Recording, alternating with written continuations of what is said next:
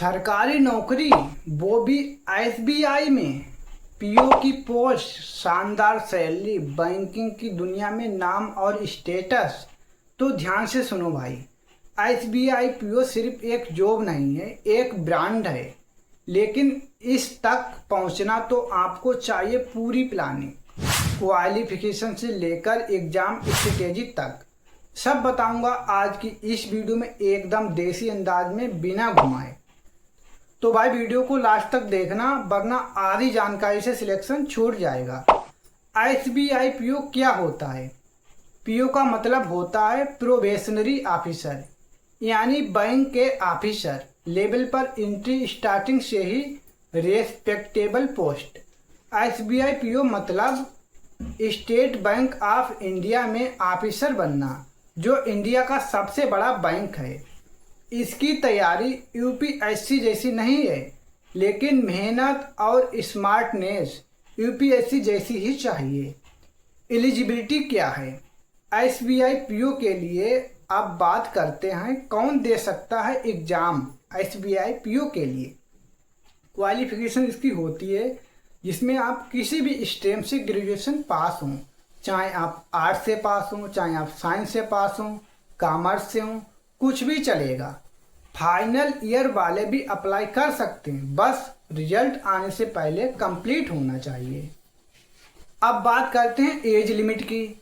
Minimum age जो है वो 21 साल से शुरू होती है, मैक्सिमम एज जो है वो 30 साल तक है। ओबीसी वालों के लिए 3 साल की छूट होती है, एससी एसटी के लिए 5 साल की छूट होती है। एसबीआई पीओ का एग्जाम पैटर्न क्या होता है? तो एसबीआई पीओ में 3 चरण होते हैं। पहला है प्रीलिम्स, दूसरा है मेंस और तीसरा है इंटरव्यू प्लस साइकोमेट्रिक टेस्ट। यानी कि प्रीलिम्स में अब क्या होता है उसके बारे में बताते हैं। प्रीलिम्स में हमारे ऑब्जेक्टिव टाइप के क्वेश्चंस आते हैं, जैसे कि इंग्लिश लैंग्वेज के 30 क्वेश्चन आएंगे, 20 मिनट का टाइम मिलेगा। क्वांटिटेटिव एप्टीट्यूड के 35 क्वेश्चंस आएंगे, 20 मिनट का टाइम मिलेगा। रीजनिंग एबिलिटी में 35 क्वेश्चंस आएंगे, 20 मिनट का टाइम मिलेगा। यानी कि टोटल हमें 100 क्वेश्चन करने होंगे और 60 मिनट का हमें टाइम मिलेगा। एक क्वालिफाइंग होता है, यानी कि सिर्फ शॉर्ट लिस्ट करने के लिए, यानी कि तब हम मेंस के लिए एलिजिबल हो जाएंगे, हम मेंस का एग्जाम दे पाएंगे मेंस का। ठीक है, अब बात करते हैं मेंस की। तो मेंस में आपके ऑब्जेक्टिव और डिस्क्रिप्टिव टाइप के पेपर होता है। इसे reasoning and computer aptitude 45 question होते हैं 60 मिनट के लिए। Data analysis and interpretation 35 question होते हैं 45 मिनट के लिए। General economy, banking awareness 40 question होते हैं 35 मिनट के लिए।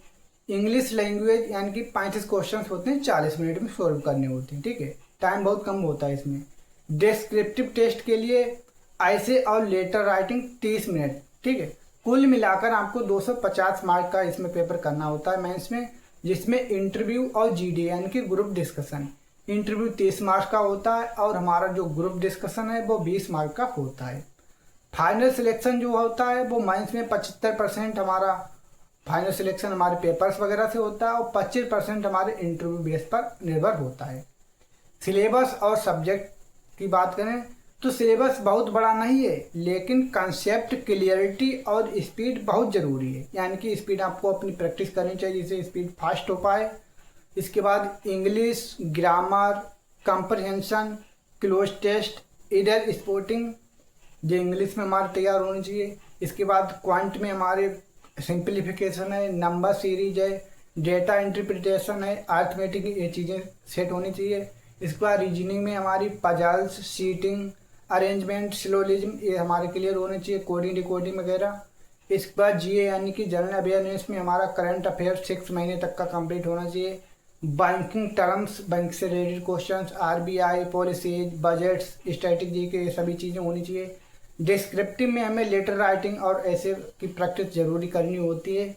इसके बाद अब बात करें प्रिपरेशन स्ट्रेटेजी की, कैसे शुरुआत करें, क्या कैसा है। ठीक है, तो अब सबसे ज़रूरी है कैसे करें तैयारी।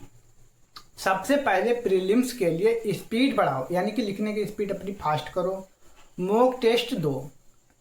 कंसेप्ट क्लियरिटी के लिए 1 से 2 सब्जेक्ट रोज पढ़ो, जैसे कि मैथ्स और रीजनिंग पे ज़्यादा फोकस करो, इन्हें ज़्यादा प्रैक्टिस करो। जीके रोज का रोज पढ़ो। डेली करंट अफेयर्स और वीकली रिवीजन दो, यानी कि 7-8 दिन पढ़ लिया, उसके बाद रिवीजन दे दिया, फिर से पढ़िया, फिर से रिवीजन दिया, ऐसा कुछ प्रोसेस है।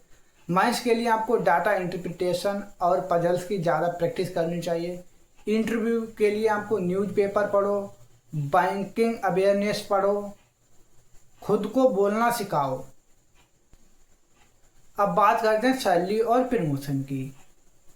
तो सैलरी जो SBI PO की स्टार्टिंग सैलरी जो है वो बाकी बैंक से थोड़ी ज़्यादा होती है, जिसमें जो बेसिक पे सैलरी होती है, बेसिक होती है वो 41,960 से शुरू होती है, जिसमें आपका HRA DA प्लस CA सब कुछ मिलाकर टोटल जो जाता है वो आपका 60,000 से 70,000 के पास पर मंथ जाता है, यानी सैलरी इसमें अच्छी खासी होती है।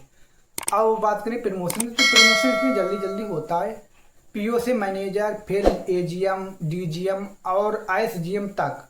SBI ऑफिसर्स को फॉरेन पोस्टिंग भी मिल सकती है, यानी कि आपको विदेश जाने का भी मौका मिलता है। कब? परफॉर्मेंस के बेस, यदि आपकी परफॉर्मेंस अच्छी, आप अच्छा परफॉर्म करते हैं।